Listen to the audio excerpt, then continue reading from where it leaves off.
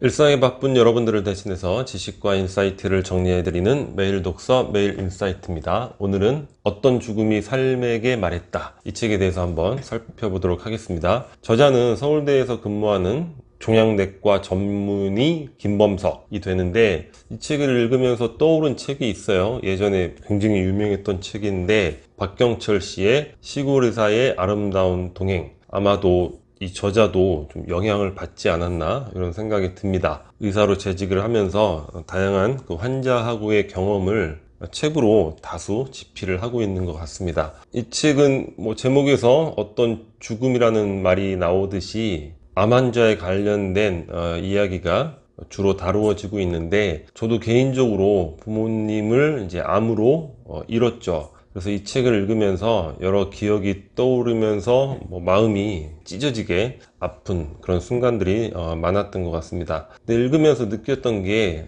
당시에 제가 암에 대해서 너무 모르고 있었다. 그러니까 암이라는 질병, 치료 과정, 그리고 그 과정에서의 어떤 신체적인 변화, 정신적 변화, 이런 것들에 너무 이제 무지했었죠. 그래서 이 책을 읽으면서 좀 진작에 이런 것들을 좀 읽고 기본적인 거라도 알고 있었다면, 당시에 부모님께서 투병을 하고 계실 때 조금이라도 대처가 나았을 수도 있지 않았을까, 그런 생각이 들었습니다. 암은 지금은 흔한 질병이 되잖아요. 본인의 질병이 될 수도 있고 부모님, 가족의 질병이 될 수도 있는데, 누구에게나 올 수 있는 질병이죠. 그래서 우리가 암에 관한 기본적인 지식들, 이런 것들은 좀 습득을 할 필요가 있을 것 같고, 꼭 이 책이 아니다 하더라도 암에 관련돼서, 그리고 암 환자의 투병 과정에 관련된 그런 경험서, 이런 것들은 꼭 한 권 정도는 읽어봐야 될 그런 독서 대상이 아닐까. 항암 치료 안 받을래요? 이러한 소제목으로 되어 있는 내용입니다. 저자가 이제 환자와 상담을 하다 보면 생각보다 꽤 많은 환자들이 암 치료를 이제 거부한다는 거죠. 항암 치료를 안 받겠다는 거예요. 그러니까 구질구질하게 생명을 연장하고 싶지 않다. 고상하게 죽음을 맞이하겠다. 그리고 항암 치료라는 게 종류가 있겠지만, 일반적으로 이제 세포 독성 항암 치료가 많잖아요. 빈혈이라든가 구토, 출혈, 대표적인 건 뭡니까? 탈모, 이런 부작용이 심하고 그 과정이 너무 고통스럽죠. 그런 이미지들 우리가 알고 있기 때문에 공포스러운 느낌도 갖게 되는 거예요. 그러니까 인생에 대해서 의연한 자세일 수도 있으면서 플러스 항암 치료에 대한 공포, 이런 것들을 갖게 되는 거죠. 근데 이 저자는 안타깝다는 이야기를 하고 있습니다. 왜냐하면 아직 암이 초기라서, 고통을 아직 덜 느끼고 있는 상태라서 그렇게 이야기를 할 수 있을지는 모르겠지만, 한 80% 이상이 증상이 심해지면 찾아와서 항암 치료를 해달라고 부탁을 한다는 거예요. 근데 그때는 이미 암이 꽤 많이 악화가 돼서 항암 치료를 견딜 만한 체력이 안 되어서 또 항암 치료를 못하는 경우가 있다는 거죠. 그러니까 우리가 암에 걸렸을 때 항암에 대해서 한번 진지하게 고민을 해봐야 되지 않은가, 이런 이야기를 하고 있습니다. 우리가 TV 드라마라든가 영화 안에서 볼 때는 암 환자들이 매우 고상하게 임종을 맞이하는 경우가 많죠. 가족들에게 한마디씩 대화도 나누면서 스르륵 눈을 감는 경우가 많은데, 실제의 모습은 전혀 그렇지 않죠. 저도 그런 부분들을 경험을 해서 누구보다 잘 알고 있는데, 예전에 학창 시절에 소크라테스의 변명이라는 책을 읽었어요. 소크라테스가 영혼의 불멸성을 얘기하는 거죠. 우리의 영혼은 단지 육체라는 감옥에 있을 뿐이지 영혼 불멸이기 때문에 죽음은 오히려 내 영혼을 해방시키는 그런 축복이 될 수도 있다, 이런 이야기들을 읽었던 기억이 있죠. 영혼 불멸성. 근데 제가 직접 부모님의 암으로 인해서 돌아가시는 모습을 지켜보면서 갖게 된 생각은, 영혼은 단순히 물질 현상이지 않을까, 이런 생각이 들었습니다.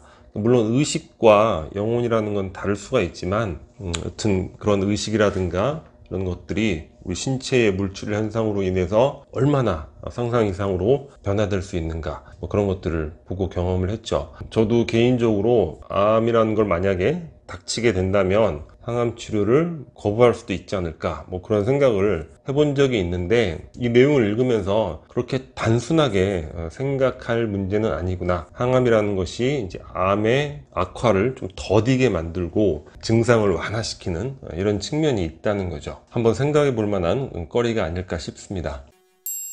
극단적 장기 생존자와 긍정 마인드. 의사로서 거의 600명 정도의 환자를 이렇게 상시적으로 관리를 하는 거예요. 그런데 그 중에서 교과서적으로는 설명이 되지 않는 극단적인 장기 생존자가 있다는 거예요. 그러니까 현대의학이 모든 것을 설명할 수 있는 건 아니라는 거죠. 그런데 이러한 극단적 장기 생존자의 공통점이 무엇인가? 한결같은 긍정성이라는 거예요. 환자로 와도 오히려 의사를 걱정해 주면서 밝은 모습, 긍정적인 모습, 이런 모습들을 이제 보인다는 거죠. 근데 그런 긍정이 이제 조건부 긍정, 긍정적인 마인드를 가져야지 병이 낫는데, 또는 잘 치료를 해주시면 제가 아주 긍정적인 마인드를 갖겠습니다, 이런 게 아니라 삶 자체에 배어있는 과정과 태도에서의 긍정성이라는 거죠. 그러니까 한 방울 한 방울 떨어지며 천천히 스며드는 그런 이제 표현을 쓰고 있는데, 그런 것들이 이제 진정한 긍정이고, 그러한 삶의 자세, 태도에서 암에 걸렸을 때도 이러한 고통 증상이 덜 하면서 극단적으로 장기 생존하는 그런 경향들이 많이 나타난다는 거죠.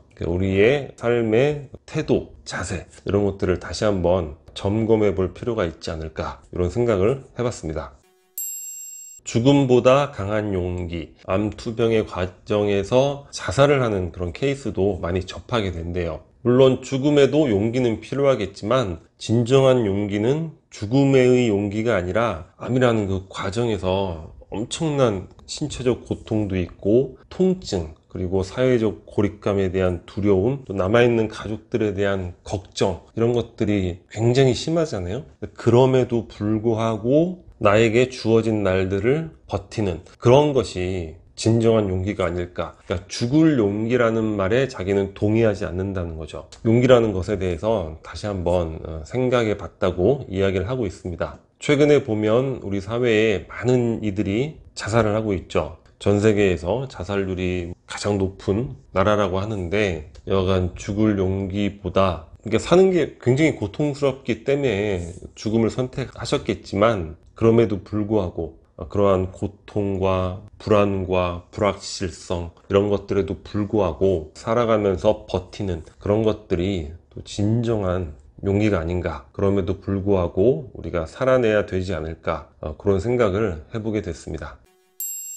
마지막으로 연명의료결정법인데, 실제 주변에 암 환자를 겪어보지 않으신 분들은 잘 모르실 거예요. 근데 암의 과정에서 거의 막다른 길에 도달하는 경우가 있죠. 가망이 없고, 그리고 의식이 없는 상태가 되어버리십니다. 그런데 이 의식도 없고 가망도 없는데 병원에서는 계속 환자를 살리는 거예요. 심박수 측정기가 조금 떨어지면 와서 또 의사가 산소 포화도를 올려놓고, 또 좀 떨어지면 간호사가 또 올려놓고, 이런 식으로 계속 숨이 붙어 있게만 한다는 거죠. 그리고 가족들이 심폐소생술의 거부, 이런 동의서를 제출하지 않으면 거의 마지막에는 이제 중환자실에 들어가게 되잖아요. 중환자실은 가족도 옆에 같이 있질 못하죠. 하루에 정해진 한 10분 정도 이렇게 면회만 할 수 있는데, 심박수 측정기가 거의 마지막으로 도달할 때도 환자의 숨을 붙어 있게 만드는 거예요. 유가족들이 그 마지막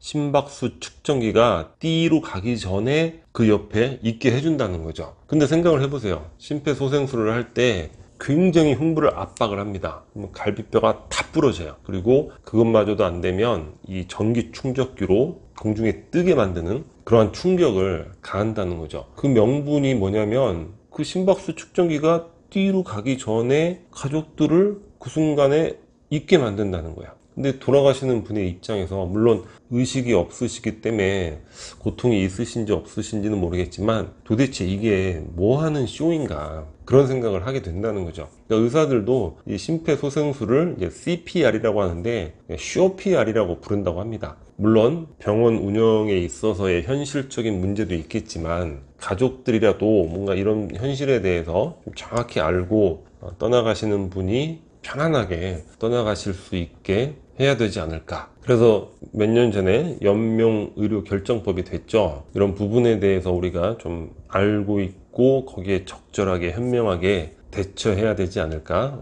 그런 생각을 해봅니다.